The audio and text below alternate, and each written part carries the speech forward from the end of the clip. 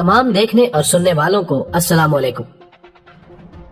दोस्तों, जब हम कुरान मजीद का मुतालिया करते हैं तो हम पर खुलता है कि जमाना कदीम में बनी इसराइल एक ऐसी कौम थी जिसको अल्लाह ताला ने बेशुमार नेमतों और बरकतों से नवाजा था, लेकिन वो अपनी हट धर्मी की वजह से बिल आखिर रांदा दरगाह हो गई। जबकि यही वो कौम थी जिसने फराइने मिस्र के जुल्म सितम भी बर्दाश्त किए।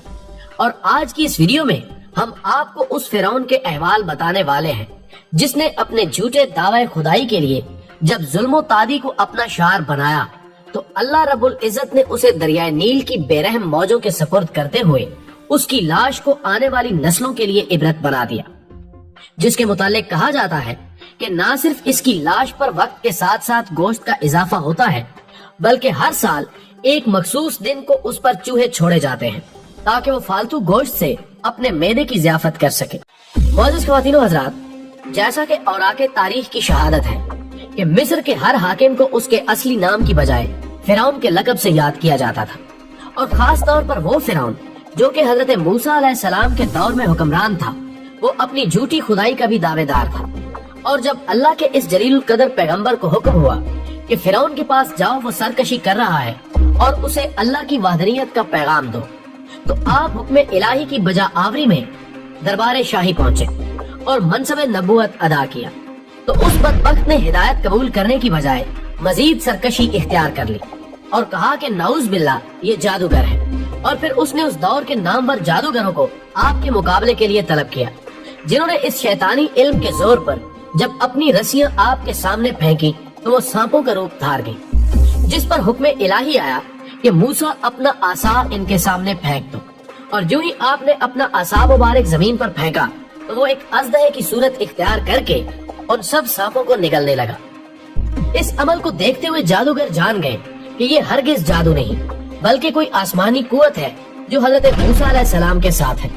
सो उन्होंने वहीं तौबा करते हुए दीन मूसा को कबूल कर लिया, जिस पर फिरौन ने सीख पार होते हुए कहा कि मैं तुम्हें आग के अजाब से डराता हूँ। लेकिन उन जादूगरों ने अपने फैसले से पसपाई इख्तियार करने से इनकार कर दिया और वो न सिर्फ जनाब मूसा बल्कि आपके पैरोकारों का भी जानी दुश्मन बन गया। नाज़रीन गिरामी, शायद हमारे बहुत से दोस्त इस हकीकत से भी आगाह होंगे कि हिकमत खुदाबंदी की बदौलत आपकी परवरिश भी उसी फिरौन के यहाँ हुई थी। बल्कि एक दफा जब आपने अपने बचपन में उसकी दाढ़ी को पकड़कर खींचा तो उसने कहा कि मुझे गुमान होता है कि ये वही बच्चा है जो आगे चलकर मेरी सल्तनत का दुश्मन और इसकी तबाही का बायस हो सकता है। लेकिन हजरत आसिया जो उसकी ज़ौजे मोहतरमा थी और जिन्होंने आपको गोद ले रखा था, फरमाया कि ये तो मासूम है और इन बातों की तमीज नहीं रखता, जिस पर फैसला हुआ कि इसके सामने एक बर्तन में फूल और दूसरे में दहकते हुए अंगारे रखे जाएं, और अगर वो अंगारों को छोड़कर फूलों की तरफ मुतवज्जो हो तो फिरौन का वहम दुरुस्त है। सो इसी तरह किया गया, और जब वो बर्तन आपके सामने रखे गए तो आपने आग का एक अंगारा उठाकर अपने मुंह में डालने की कोशिश की, जिससे न सिर्फ आपका हाथ जल गया बल्कि जुबान मुबारक भी मुतासिर हो गई, जिसकी वजह से ताउम्र बोलने में आपको मुश्किलात पेश आती रही। नाज़रीन गिरामी, बाद अज़ नबूवत और बयान करदा जादूगरों के इस वाक़े के फिरौन ने बनी इसराइल पर मजालिम की तमाम हदें अबूर कर दी। उधर उसी अहद में एक और बदबख्त कारून, जिसके बारे में कहा जाता है कि वो भी आपके रिश्तेदारों में से था, अपने दौर का इंतहाई दौलतमंद आदमी था। तो जब आपने उसके माल में से अल्लाह की राह पर खर्च करने का हुक्म दिया तो वो भी आपका मुखालिफ होकर फिरौन का साथी बन गया, जिसके बारे में मोतबर तरीन शहादतें हैं कि जनाब मूसा के हुक्म से जमीन ने इसको इसके खजानों समेत निगल लिया। और अब फिरौन की फिरौनियत में दिन ब दिन इजाफा हो रहा था, जिसकी बदौलत बनी इसराइल की जिंदगी तल्ख तर होती गई। और फिर आखिर अल्लाह ने आपको हुक्म दिया कि वो बनी इसराइल को लेकर मिस्र से हिजरत कर जाए। और इस मकसद के लिए जब आप और आपके पैरोकारों ने दरियाए नील, जो कि रास्ते की रुकावट था, को अबूर करने का फैसला किया तो हुक्म इलाही से नील के दरमियान यूं रास्ता पैदा हो गया कि उसके दोनों जाने पानी की दीवारें खड़ी थी, मगर दरमियान की जगह खुश्क थी, जहाँ से गुजरकर बनी इसराइल बखैरियत पार उतर गए। जबकि उसी दौरान फिरौन वक्त भी अपने साथियों समेत नील के किनारे पर पहुंच चुका था। उसने भी इस रास्ते को देखते हुए अपने साथियों को हुक्म दिया कि वो इसके साथ इसमें उतर जाए। तो जब वो अपनी इस तजवीज पर अमल करते हुए नील में उतरा اور ادھر بنی اسرائیل دریا کے کنارے تک پہنچ گئے کہ اچانک دریا کا وہ پارٹ جو کہ حکم الہی کی وجہ سے وجود میں آیا تھا بھر گیا، جس کی وجہ سے فرعون اور اس کے ساتھی نیل کی بے رحم موجوں کے شکنجے میں آ گئے۔ اور اب اس کے وہ ساتھی جو کہ اسے خدا مان کر اس کے ساتھ اللہ کے پیغمبر سے جنگ کے لیے آئے تھے، انہوں نے موت کو سامنے دیکھتے ہوئے چلا کر کہا کہ اے فرعون، پانی کو حکم دو کہ وہ ہمیں نگلنے سے باز رہے۔ لیکن اس موقع پر وہ دیکھ کر حیران رہ گئے کہ فرعون جو کہ خود موجوں کے تھپیڑوں کی زد میں تھا، نہ صرف اپنی جان بچانے کے لیے ہاتھ پاؤں مار رہا تھا بلکہ چلا چلا کر کہہ رہا تھا کہ موسیٰ مجھے بچاؤ، میں تمہارے خدا کو تسلیم کرنے کا اعلان کرتا ہوں۔ اور اس منظر کو قرآن مجید نے کیا ہی خوبصورت انداز میں بیان کیا ہے کہ ہم بنی اسرائیل کو پانی سے نکال کر لے گئے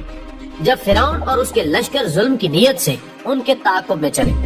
حتیٰ کہ فرعون ڈوبنے لگا تو اس نے پکار کر کہا کہ میں بھی بنی اسرائیل کے رب پر ایمان لاتا ہوں، لیکن اب ایمان لانے کا وقت گزر چکا تھا۔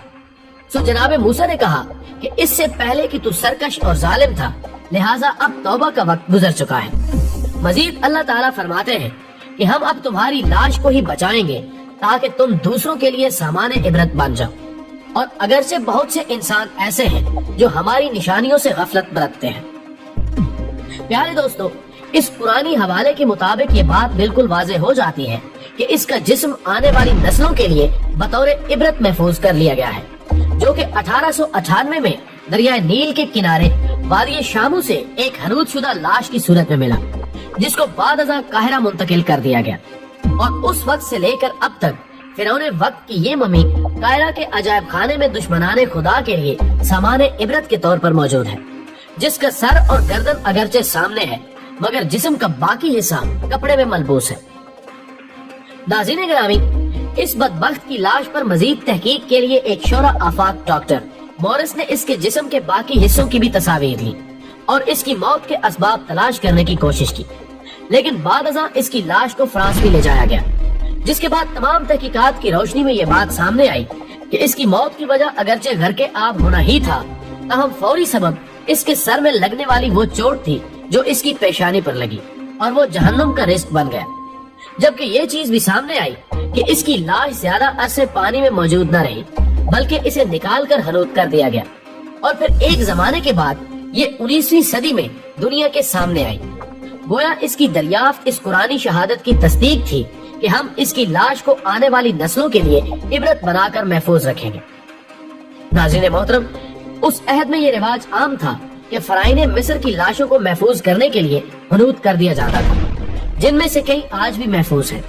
لیکن مقام حیرت ہے کہ اس لاش پر اب بھی نیا گوشت پیدا ہوتا ہے، جس کو ختم کرنے کے لیے ہر سال 15 مارچ کو اس پر چوہے چھوڑے جاتے ہیں۔ لیکن صاحبان علم و دانش جانتے ہیں کہ اس کا حقیقت کے ساتھ ہرگز کوئی تعلق نہیں، چونکہ یہ نظام فطرت کے اصولوں سے قطعی طور پر متصادم ہے۔ البتہ اللہ نے خود اس باغی کو نشان عبرت بنایا، جس کی اس نے خود گواہی بھی دی، اور ہمیں اس سے آگے بڑھنے کی ہرگز کوئی ضرورت نہیں۔ دوستو، ویڈیو پسند آنے کی صورت میں اسے زیادہ سے زیادہ لائک کر کے ہماری حوصلہ افزائی کیجیے، اور ویڈیو کو فیس بک اور واٹس ایپ پر اپنے دوستوں کے ساتھ بھی شیئر کیجیے۔ ہماری اگلی ویڈیو آنے تک آپ کا، ہمارا، ہم سب کا خدا نگہدار۔